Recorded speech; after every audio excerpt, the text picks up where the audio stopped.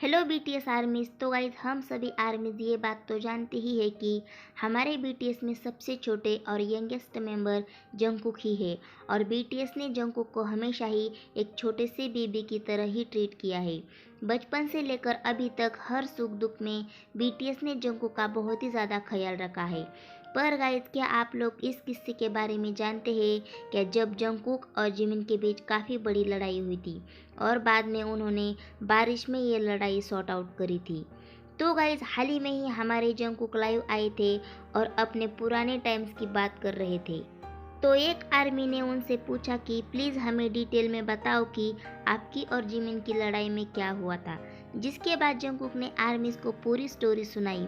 तो गाइस जब Jungkook BTS में आए थे तो वो काफ़ी ज़्यादा शर्मीले थे, पर धीरे धीरे वो बीटीएस के मेंबर्स के साथ घुल गए। और जंगकुक ने ये बताया कि उस समय वो काफ़ी छोटे थे और उनको नहीं पता था कि किससे क्या बोलना चाहिए। वो बीटीएस मेंबर के साथ काफ़ी फ्रेंडली थे और कभी कभी इस तरीके से बोल देते थे कि बाकी मेंबर्स गुस्सा हो जाते थे। इस वजह से एक दिन सभी मेंबर जंगकुक की टोन की बात कर रहे थे और कह रहे थे कि जंगकुक काफ़ी रूडली बात करते हैं, जिसकी वजह से जिमिन काफ़ी गुस्सा हो गए और जंगकुक के पास जाकर उन्हें समझाने लगे। लेकिन उस समय जंगकुक को ऐसा लगा कि उनकी गलती नहीं है, इसलिए उन्होंने जिमिन को रूडली रिप्लाई दिया। जिसके बाद जिमिन ने उनसे बोला कि अब मैं तुम्हारी परवाह नहीं करने वाला, और वहाँ से गुस्सा होकर चले गए। जिसके बाद जंगकुक भी वहाँ से चले गए। तो गाइस जंगकुक ने बताया कि वैसे तो सही मायने में दोनों को अपने अपने कमरे में जाना चाहिए था, पर जंगकुक ऐसे ही कहीं पर चले गए और काफ़ी ज़्यादा गुस्सा थे। और जंगकुक उस समय सुर में नए थे तो उन्हें डायरेक्शन का भी कुछ पता नहीं था, इसलिए वो समझ नहीं पाए कि वो कहाँ पर जा रहे हैं। और थोड़ी देर बाद जब वो खो गए थे तो उन्हें ये रियलाइज़ हुआ कि उन्हें अपने घर वापस जाना है। जिसकी वजह से वो सोच रहे थे कि उन्हें जिमिन को कॉल करनी चाहिए, लेकिन क्योंकि हमारे जंगकुक तो गुस्सा थे इसलिए उन्होंने पहले जिमिन को कॉल नहीं किया। पर कुछ देर बाद जंगकुक ने जिमिन को कॉल किया और उनसे पूछा कि वो कहाँ है, और उन्हें ये भी बताया कि वो खो गए हैं। जिसके बाद जंगकुक ने रिवील किया कि जिमिन काफ़ी ज़्यादा परेशान हो गए थे और जंगकुक से पूछने लगे कि वो कहाँ पर है।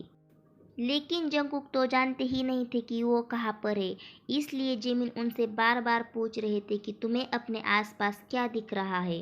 और जब जंगकुक ने जिमिन को अपनी लोकेशन बताई तो जिमिन भागते भागते वहाँ पर आए। और यही नहीं बल्कि जंगकुक ने ये भी बताया कि वहाँ पर काफ़ी बारिश होने लगी थी। हालांकि जंगकुक ये भी बता रहे थे कि इन सब में उन्हें काफ़ी ज़्यादा गुस्सा आ रहा था, क्योंकि उन्हें लगा कि उनके साथ सही नहीं हुआ है और वो काफ़ी ज़्यादा रो रहे थे।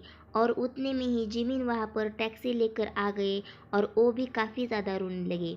और दोनों ने एक दूसरे को गले लगाया और प्रॉमिस किया कि आज के बाद वो ऐसे लड़ाई नहीं करेंगे। और दोनों ने एक दूसरे को सॉरी भी बोला। और जंगकुक ने ये भी बताया कि उस दिन वो इतना रोए थे कि दूसरे दिन उनकी आंखें भी काफ़ी सूज गई थी।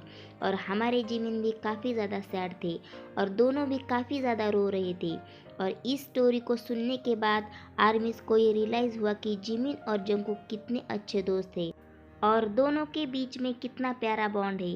तो गाइज आपको जिमिन और जंगकुक की ये स्टोरी सुनकर कैसा लगा, हमें कमेंट में ज़रूर बताना। और जाते जाते चैनल को लाइक शेयर सब्सक्राइबर ज़रूर करना।